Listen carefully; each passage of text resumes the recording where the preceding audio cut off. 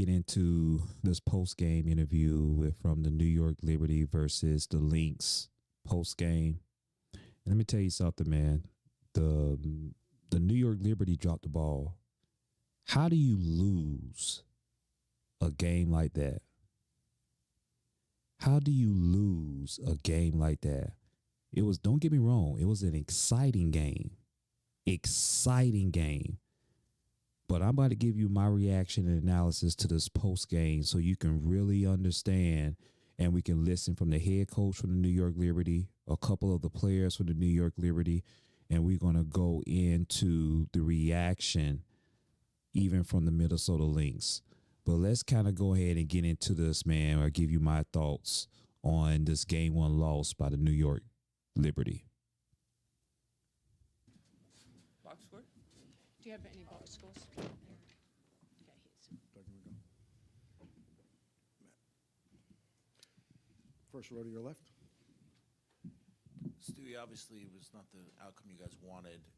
Yep. How do you regroup for game two with so many emotions, I'm guessing, for that game when you were up a lot, down, came back, all that stuff that went on in the last 5 minutes? Yeah, we just take it on the chin. You know, we were up a lot. Then we had a wild kind of sequence to end the fourth.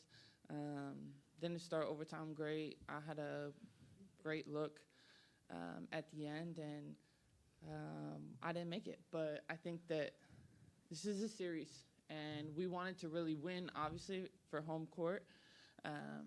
But the beauty is we have another game on Sunday, and we'll be ready. Next question, second row to your left. Hey, Coach. Obviously, a game like this, full of emotions. I mean, just do you have, obviously fresh, but is there one or two things that you could point to saying, hey, if we do this or that, that result is different?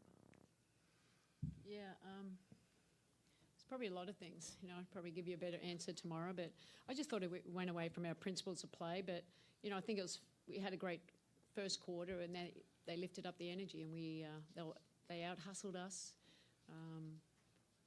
You know, I think we forced some of the action. We weren't moving it good enough. We couldn't get downhill as much. You know, we missed a lot of shots. So just the principles of play for us, you know, how we want to play, get to the next action. But look, defensively, I think, you know, they executed better than us. That's what it came down to. They executed better than us. You know, they found a way to win.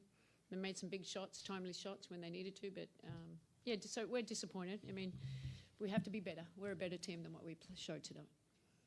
Next question, first row to your right. Stewie, for you, John Quell had a double-double in this game, and there's been a stat about whenever she is a double-double, you guys win. I guess I'm just curious why you thought you weren't able to get it done with the performance that she had, and how do you all, you know, I guess help her better in game two? I mean, I think it's pretty clear, like, JJ had an amazing game, and the way that she was aggressive from start to finish is exactly what we need. I think that, you know, we got a lot of looks, like 90 shots is a lot, and we missed them. And I think that, you know, just coming out and understanding the game plan a little bit better, and always being on our front foot, I felt like, you know, there was just a few situations, time and score towards the end of the game that really hurt us. But, I mean, collectively, there's a lot of things that you could kind of look at and be like, well, this is one of the reasons why we lost. Next question to your right, second row. First row, rather. Hello, sorry to go your way tonight. Coach, my question will be for you. It's a two-part question. What was your message to the team in the locker room after a game like that? And the issues over the final 5 minutes of the game, do you think it's something that Minnesota did differently, or are these fixable issues all on your end? Yeah, look, I think they took us out of what we wanted to run. They're really aggressive. They're blowing up stuff. We can get clear passes. You felt we tried to go downhill, and then they'd stunt and get back, and we just got a little bit stagnant. And then we had some, obviously, I thought we were slow. We were trying to run. We're up, so you're trying to move the ball, but then we'll slow in our speed, execution speed, and then it was making it easy for them. And then they made plays, you know. They made plays down the other end. Obviously, you know, we contested it. We give them a 4-point play. I mean, those things, they can break your back, and they did. And we had our opportunities to win, and we didn't finish it. So obviously, we're disappointed. Let me just say this. Of course, y'all dropped the ball. I mean, do I have to spell it out for you? You dropped the ball. Let me say this. Jones, 24 points, 10 rebounds, 3 assists. She played good. Sabrina, 19 points, 5 rebounds, 3 assists, 4 steals. She made some crucial turnovers in that game. Crucial turnovers. Breanna Stewart, 18 points, 9 rebounds, 3 assists, 2 blocks. You had ups and flows with the New York Liberty. You cannot make the mental mistakes that you did in this ball game. Just look at it. You see it right there on the screen. The first quarter, 32-19 in favor of New York Liberty. 17-12 in favor of Minnesota. 25-24 in favor of Minnesota. 23-16 in favor of Minnesota. 11-9 in favor of Minnesota in overtime. What does that tell you? That tells you is that the Minnesota Lynx were more passionate about winning this game on the road because they understood the importance of winning the first game of the series. See, if you're able to win the first game in the series, this is a big blow. Don't you realize Breanna Stewart has been to the WNBA Finals 5 times? 5 times. And is a phenomenal stat is that they have all lost game 1.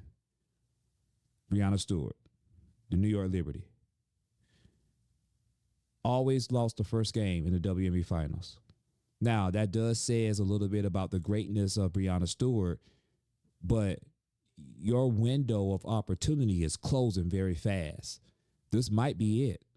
This is your best opportunity that you got right here because Breanna Stewart is getting older. Jones, she still could play, but I'm telling you right now, the WNBA is going to get even better. Then you're going to more games in the WNBA season starting next year, going up to 44 games, and then you're going to have a 7-game series. So what I'm saying is going to be even more competitive to even make it to back to the WNBA Finals. So we have to go back to work. We have to freshen up. We have to look about how can we be better. And it's really just principles of play, things that we've been great at all season long. We have to just refocus on them. Next question, second row all the way to the right. Over here. Hey, Stewie. I guess, as you replay the end of this game, what play maybe is more frustrating or disappointing? I mean, the missed free throw at the end of regulation or what happened on that final shot in overtime?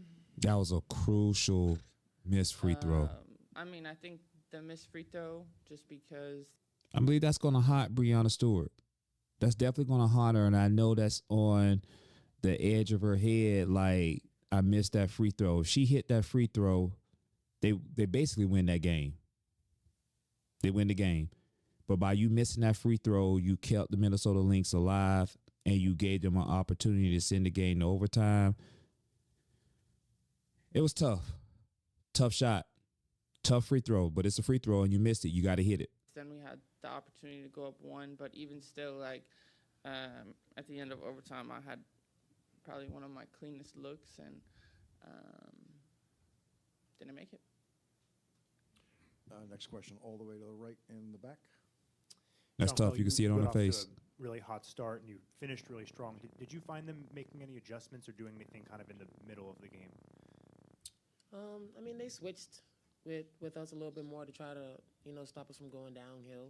I don't know. I think the way that the game went, it was more about, us, like Sandy said, getting away from our principles versus what they did to kind of get us out of the rhythm, though. Next question, second row center. Sandy, Sabrina had kind of a little bit of a tough game tonight. What was so difficult about the way they were guarding her, and how do you guys think you can open her up or get her going more for game 2? Yeah, look, I think they were throwing different coverages at her, with the switching and, Yes. she was trying to go probably a little bit. Let me tell y'all something. Nah, I'm gonna get into it with the Minnesota because let me tell y'all something. The Minnesota, uh, that point guard for Minnesota, man, I was like, come on, man. Come on, man. Not McBride, but Williams. Courtney Williams. Courtney Williams, it almost looked like she was really trying to give the game away. Courtney Williams. Now, she hit some big shots in this game, in game one. I give her that. She's definitely not afraid of the moment. She's definitely not afraid to take the big shot. But at the same token, man, I'm sitting here screaming at the TV, man. I'm sitting here saying, Courtney, slow down. Slow down. Y'all are up. The game is in your favor. There's no need to make that pass. There's no need. Slow down. That's what she needs to learn. There's a time to speed it up, and then there's a time to slow down. When it gets late into the ball game and y'all up, slow down. Get the ball to your best player. Get the ball to your best player. That's Collier. You have to get the ball to her. You cannot go a possession late in the ball game without your best player touching the ball. She has to do a better job in that. She got lucky that they was able to pull it out and win this game too, but you have to do a better job than that. Too much one-on-one early. We've just got to move the ball. We've got to trust that the ball will come back to her in that regard and exploit it. We had a tough night. We had a tough shooting night. We all did. And but what I know, Sabrina's a competitor, and she'll get ready for game two and come back strong. We're going to go to Zoom for a quick question. Christos, go ahead. Hello, Stu, question for you. How the way that this game ended motivates you going to the second game? Yeah, I mean, listen, I want to be taking these shots, and I feel like knowing that my teammates and everyone has confidence in me is important, and it's kind of like on to the next, and it's still making sure that I'm gonna be aggressive anytime I'm on the court. Obviously, as a player, it's very frustrating, but bounce back for game two. Next question, second row center. Hey, John Quell. 20 offensive rebounds as a team tonight. Although it doesn't go your way in the end, how is that something you can build off for game two and the rest of the series? Yeah, it was a point of emphasis for us coming into the game just to control the rebounding, and really get on the boards and try to exploit them in that way. So it's something that we're going to have to continue to do to be successful. But like Stewie and Coach said, like we had a lot of opportunities to close the game out. A few things that we have to change and kind of be aware of moving forward, but it's still really good things to build upon and some things to learn from. Next row, third row, all the way to your left.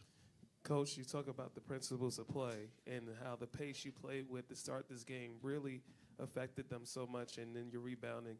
Those elements there, are those the elements where you say to yourself, these are the elements where we can reverse this and had the domination that you had early in this game to continue on? Yeah, 100%. It's principal players at both end, being at the point of the screen, Kayla McBride's coming off and shooting it and them letting them go downhill, pressuring them, letting hide them and dribble by us and giving them too many easy looks where we should have just been a little bit smarter in our defense there. I mean, sometimes when, we didn't rebound or we kind of, we went to offensive rebound but out of position and they got easy layups and transition. So those are the ones that really break you back. Principal plays in the half court, the pace is there, but then I think we got a little stagnant, a little tired, and then but credit to them, they were blowing us up. They were being really physical. They were very, very active. They were switching it, and then that took us out a little bit. But we've got to be better, and we will be better. Next question, second row to your left. Yes, for Brianna. You've been an excellent free throw shooter your whole career. Can you talk about, are those the hardest to make? Just, when it's at, like you said, less than a second left, the game on the line, is it hard to just focus on your process and not let anything else mentally get in the way? Yeah, I mean, I think it's, pressure specifically to that play because they were reviewing the time. You're just focusing on making the shot, making the first one, and then the second one, the same. You know, it's when you want to be thinking about nothing else, and it definitely sucks to miss. Yeah. All right, our last question will come from Zoom. It'll be Jennifer. Jennifer?